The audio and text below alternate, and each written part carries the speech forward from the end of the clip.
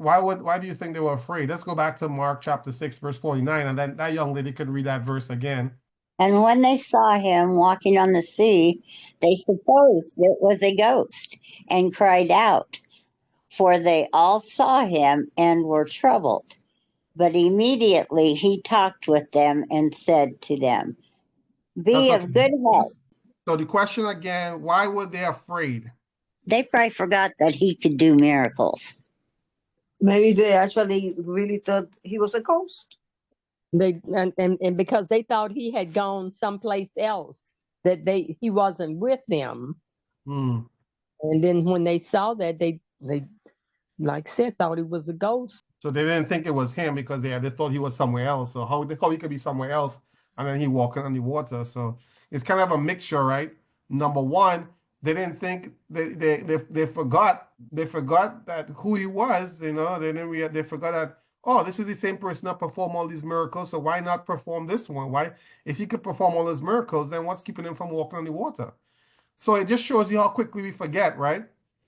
And then at the same time, they probably thought, well, he was somewhere else, so how we could be here. So yeah. Because when he sent them out, he sent them away and he stayed where he was. Well, it's a belief thing, isn't it? They haven't learned to believe, I don't think, yet. Totally. But what's funny is that, this is not the first time that they were underwater with a storm on the Sea of Galilee. They've been in this situation before. And Jesus was in the boat asleep and they woke him up, save me, remember in Matthew 8? And he calmed the storm. So again, this goes back to what I was saying. Just because Jesus wasn't there with them, because they saw Jesus leave and go up into the mountain, but they should have known that his eye is always on them. He's always watching them, and so they should not have been surprised that when they were in that storm, that Jesus would hear them crying out to him, and he would come and rescue them. What's the name of that song? The Eye is on the Sparrow? Is that the name of that song? I think so. And if he's watching a sparrow, he's definitely watching us. So, it's another thing about we just got to know that he's here all the time, not just part of the time.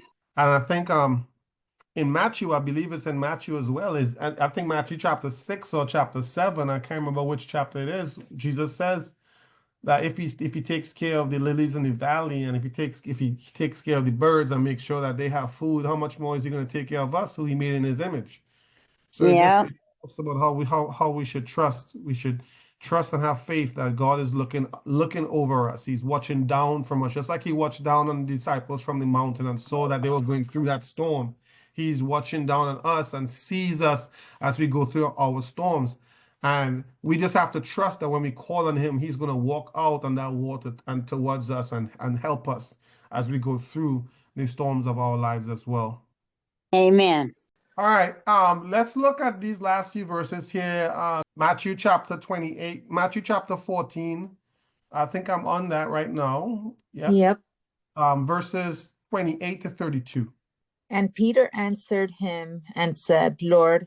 Hold on. Before we start, just a little context here. So this is the same. This is again Matthew's perspective from the events that we just read in John chapter 6. So this is after Jesus sends them out on the Sea of Galilee and the storm comes, and then now Jesus walks out to them. So now Jesus is walking out to them. They see him, and now this is where it picks up, where Peter is talking to Jesus now. Go ahead. Sorry.